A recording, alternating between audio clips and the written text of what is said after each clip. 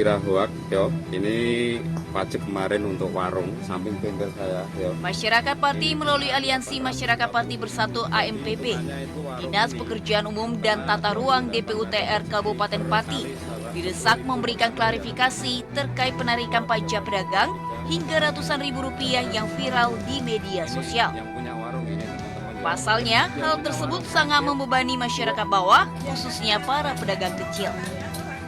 Pihak DPUTR menjelaskan jika penarikan pajak tersebut bukanlah pajak untuk pedagang, melainkan penarikan pajak tanah irigasi sungai yang dipergunakan masyarakat untuk mendirikan warung atau usaha.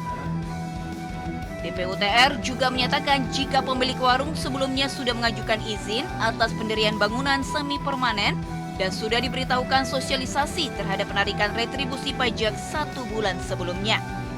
Sebetulnya kalau itu dikatakan tidak ada sosialisasi 1 bulan sebelumnya sudah disampaikan gitu, teman-teman semua. Jadi karena yang bersangkutan juga ke sini dan sudah mengajukan surat ini, kita buatkan juga untuk dengan lokasi, dan ada dengan lokasi juga. Mungkin di lapangan petugas kami di dalam menyampaikan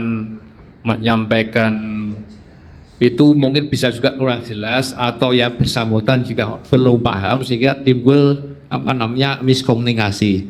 Jadi maksudnya itu sebetulnya adalah retribusi perizinan penggunaan tanah aset PUDA, ujungnya jadi pajak warung, terus ini berubah pesan rekening pajak warung. DPUTR menjelaskan penarikan biaya ratusan ribu pada warung bukanlah pajak warung, melainkan retribusi resmi, yakni pajak tanah irigasi pengairan di lahan tempat warung tersebut berdiri. Dari Pati, Jawa Tengah, Vindi Agil, iNews melaporkan.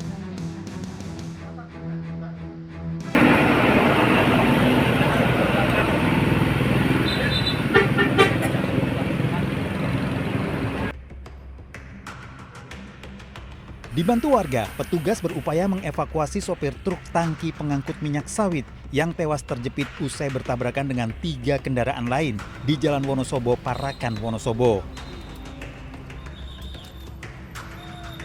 Peristiwa bermula saat truk tangki melaju dari arah Parakan menuju Wonosobo, melintasi jalan lurus dan menurun. Pengemudi diduga tidak dapat menguasai laju kendaraan hingga menabrak truk di depannya. Menghantam mobil pikap dan minibus Mobilio, truk tangki terperosok dalam selokan.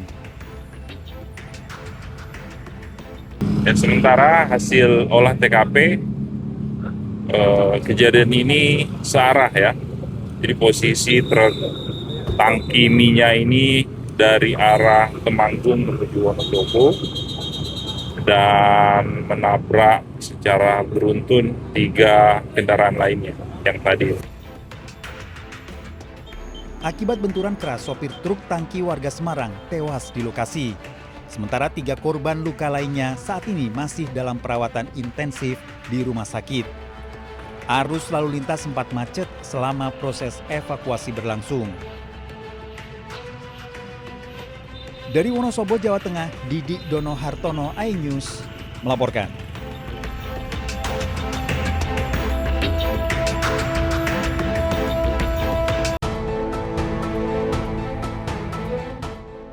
Seorang emak-emak bersama anak balitanya mendatangi toko emas di Jalan Gatot Subroto, Cilacap, Jawa Tengah. Berpura-pura hendak membeli, pelaku mencoba beberapa perhiasan emas. Namun saat karyawan menghitung harga emas, pelaku menggenggam salah satu kalung dan menutupinya dengan dompet. Saat karyawan lengah, pelaku meninggalkan toko emas. Menyadari kalung emasnya hilang, pemilik toko memeriksa CCTV. Terlihat pelaku menggasak kalung emas seberat 7,84 gram seharga lebih dari 9 juta rupiah. Perlahan-lahan mengambil kalungnya dan menggenggam di tangan untuk mengecoh ibunya meminta kalung lagi dan mengembalikan yang sebelumnya dilipat, lalu mengembalikan semuanya. Selain lapor polisi, pemilik toko menyiapkan imbalan 5 juta rupiah bagi masyarakat yang bisa menemukan terduga pelaku. agar pelakunya cepat ketangkep ya guys. Terima kasih. Dari Cilacap, Jawa Tengah, Heri Susanto, iNews melaporkan. 60. Ulang. Apa dong belakang Mas? Anit lor boleh banyak. Gusti dan Komang, pasangan suami istri ditangkap petugas Polsek Ubud dan Satreskrim Polres Gianyar usai mencuri perhiasan emas milik seorang warga di wilayah Ubud, Bali. Emas yang dicuri para pelaku ditaksir bernilai lebih dari 90 juta rupiah. Hasil penjualan emas digunakan untuk melunasi hutang, membiayai kebutuhan hidup sehari-hari, serta membayar perawatan wajah berupa operasi plastik hidung yang dijalani pelaku wanita. Modus kedua pelaku mendatangi rumah calon korban dengan berpura-pura menanyakan lokasi klinik kecantikan atau tempat perawatan kuku. Saat mengetahui rumah dalam keadaan sepi, pelaku wanita masuk ke dalam rumah dan mengambil emas perhiasan korban. Sementara si suami berjaga di luar rumah sekaligus memantau situasi. Suaminya menunggu di depan rumah dan istrinya masuk ke dalam rumah berpura-pura masuk menanyakan apakah di tempat itu ada salon maupun ada tempat-tempat nail. Jadi apabila tempat itu kosong dia memanfaatkan situasi. Kalau situasi kosong dia mengambil barang-barang penting korban seperti emas. Atas perbuatannya kedua pelaku terancam hukuman 7 tahun penjara. Dari Gianyar, Bali, Ketut Catur Kusumaningrat, iNews melaporkan.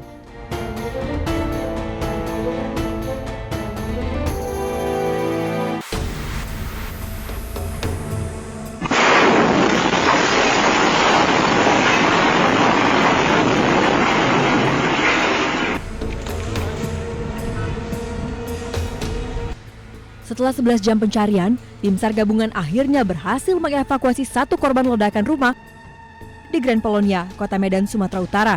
Korban Jessica, istri dari pemilik rumah, dievakuasi di kamar mandi lantai 2 dalam kondisi meninggal dunia.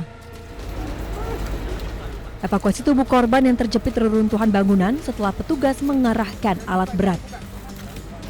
Tim SAR gabungan berhasil mengevakuasi satu orang korban yang kita cari. Kemungkinan besar akan kita upayakan untuk tidak dirobohkan semua ya. Kita harus mencari titik-titik yang memang signifikan untuk kita temukan korbannya. Dua lagi berarti Pak? Diinfokan 2 lagi. Bahwa Bapak dari pemilik rumah, puji Tuhan, sehat walafiat. Pada saat kita evakuasi dari lantai 3 sampai dengan saat ini sudah berbincang-bincang juga kita mendalami informasi. Kemudian yang anak balita saya sampaikan tadi lagi dirawat di Kolombia, kita doakan semoga prosesnya penyembuhannya lancar. Dan yang ketiga adalah si kurir pengirim paket itu yang tidak ada kaitan dengan kejadian ini, itu juga lagi dirawat di rumah sakit. Sebelumnya, suami dan anak balita korban berhasil dievakuasi dan kini dirawat di rumah sakit. Petugas masih mencari 2 korban lainnya, yakni ART dan pengasuh anak yang masih terjebak reruntuhan. Senin sore, ledakan keras menghancurkan rumah mewah berlantai 2 di Komplek Perumahan Grand Polonia Medan, Kota Medan.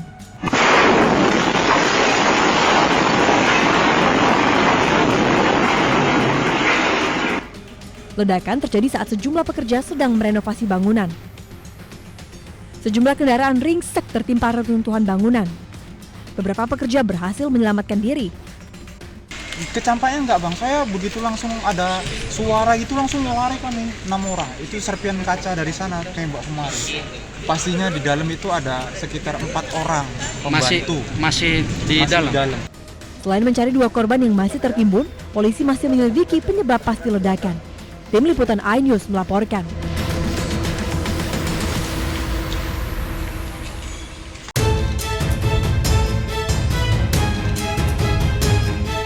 Kamera pengawas merekam seorang pria mendatangi gerai briling di Kampung Sinagar, Kabupaten Sukabumi, Jawa Barat. Pelaku sempat menodongkan senjata tajam meminta wanita pegawai gerai menyerahkan sejumlah uang. Naon sih? Astagfirullahaladzim.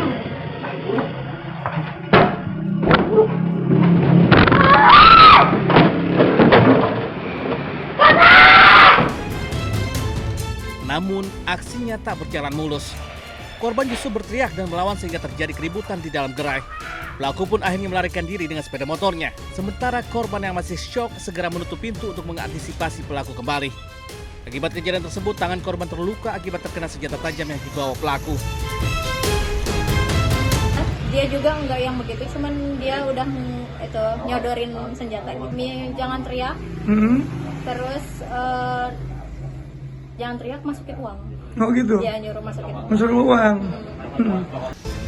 Kejadian perampokan tersebut telah dilaporkan korban ke polisi.